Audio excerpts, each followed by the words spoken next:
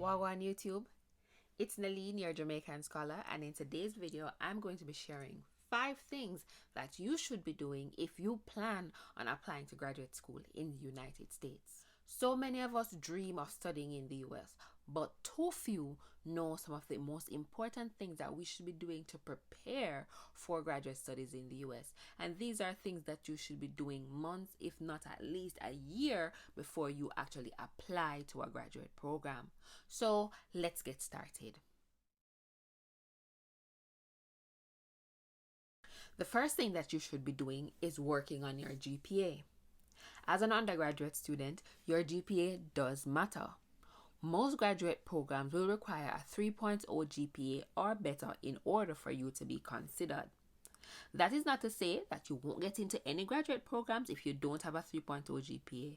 However, the better the program, the more likely it is that they will have some stringent academic performance standards, and a 3.0 GPA is just average. In fact, you should be aiming for more, right? Because that is one of the ways also that you will be considered for funding. You want to be some of the best people academically that are applying to those programs in that year, so you can be not just accepted into the program, but considered for teaching assistantships, research assistantships, and of course, scholarships.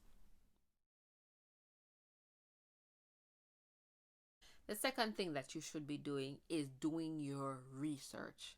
Research into the program or programs that you would like to pursue when you study in the United States. So you should be looking at what universities are offering those programs, when do applications open, when do they close, what are the entrance requirements, stuff like that.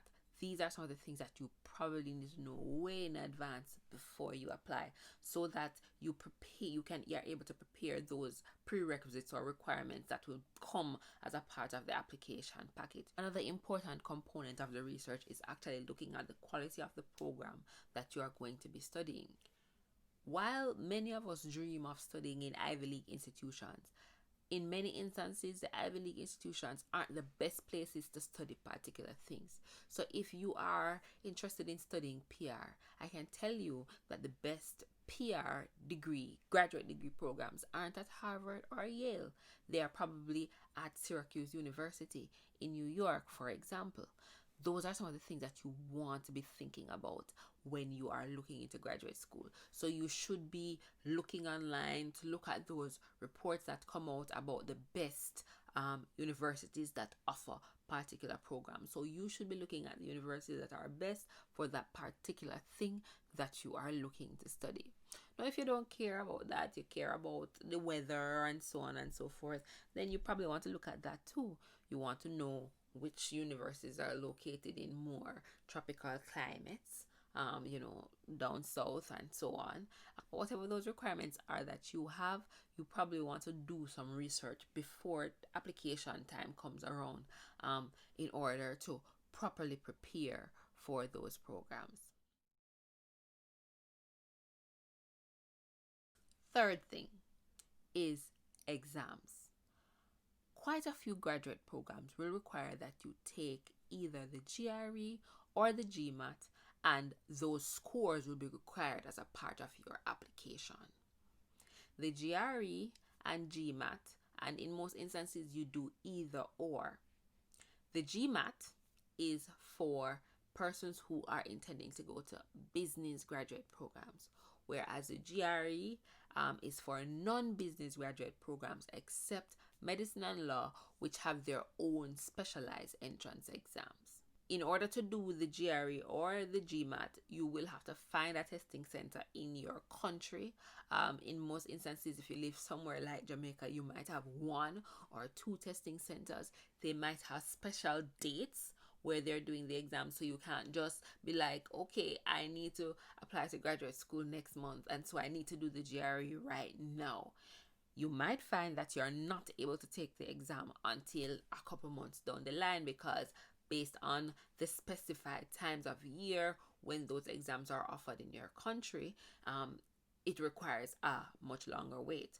Or if you have it like that, you might need to fly to Miami or somewhere like that, where their testing centers are doing the exam much more frequently in order to go and do that exam. And so you probably need to do some research to see whether or not, based on the work that you would have done in step 2, which was to look at your programs, to see if you need to do the GRE or the GMAT for the programs that you're applying to. And of course, going ahead and preparing for those exams, because that preparation will take a few months. And then of course, taking those exams so that when you are applying, your scores can be sent ahead to your programs. So the fourth thing that you should be doing is actually getting involved. Consider that when you are applying to a graduate program, you need to be able to tell a story about yourself and convince these universities that you are a good candidate for their program. Now, the more involved you tend to be, whether it is on your campus, in your community, in some non-profit work that you do, that actually helps to put a very good application together. Now, this is even more important if you are trying to get funded, because a lot of the scholarship opportunities out there will require that you tell them about yourself and show why you are a good candidate for the scholarship. And a lot of times, who they are looking for are people who are involved in their community, who have consistently been giving back to society, people who they are convinced will be good candidates to give back to society when they're finished.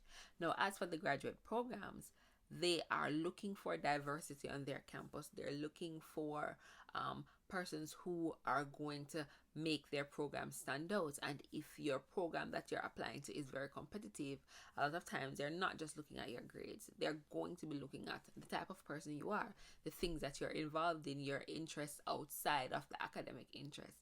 And so that is going to be very important. So whether it is getting involved in your Kiwanis club, your Rotaract club, working on campus, if you have a job, service in the community, or even service in organizations related to what it is that you're going to study, that is going to be particularly useful as you prepare your application.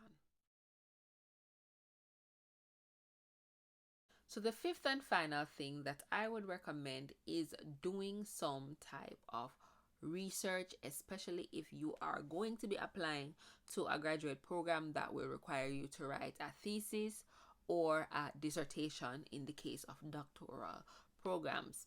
The reason I am recommending this is because a lot of those graduate programs will require a writing sample as part of the application process, and in many instances what they're looking for is your undergraduate honors thesis or research paper that you would have written, or something to that effect, your master's thesis if you're applying to doctoral programs. Not only is research useful in terms of the writing sample, but definitely if you have a background in research, it does make for a stronger application, and it also, of course, goes back to qualifying for scholarships and research assistantships or teaching assistantships in your graduate program. And so persons who have a stronger academic background, not just from a GPA perspective, but from a research perspective, so working on consultancy projects or research papers,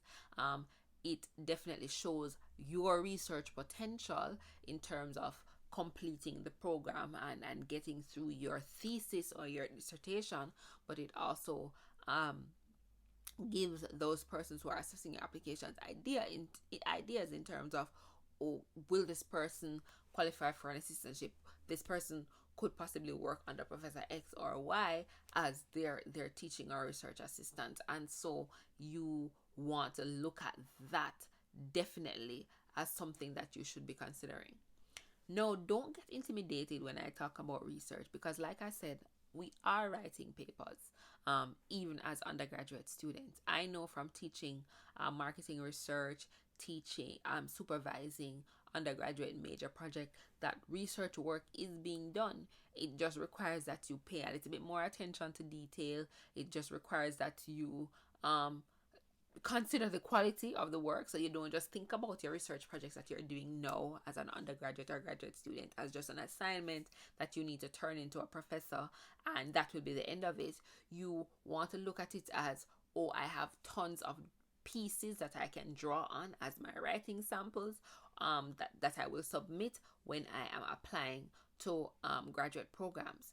Research also helps in terms of knowing what you want to study or what specific areas you want to be working in when you are in graduate school. It definitely helps in identifying programs and professors at particular universities that you would probably want to study under. And so it helps you in the process of narrowing down the graduate programs that you could be applying to when that time comes. I hope you found these 5 tips useful. As I mentioned, these are some of the things that I think will give you a head start on your application for grad school in the United States. Now, if it is your first time on this channel, I strongly recommend that you click on that subscribe button and of course turn on notifications so that you will know when I post a new video. I post content about higher education every week, so please stay tuned for some more awesome content next week. Walk good.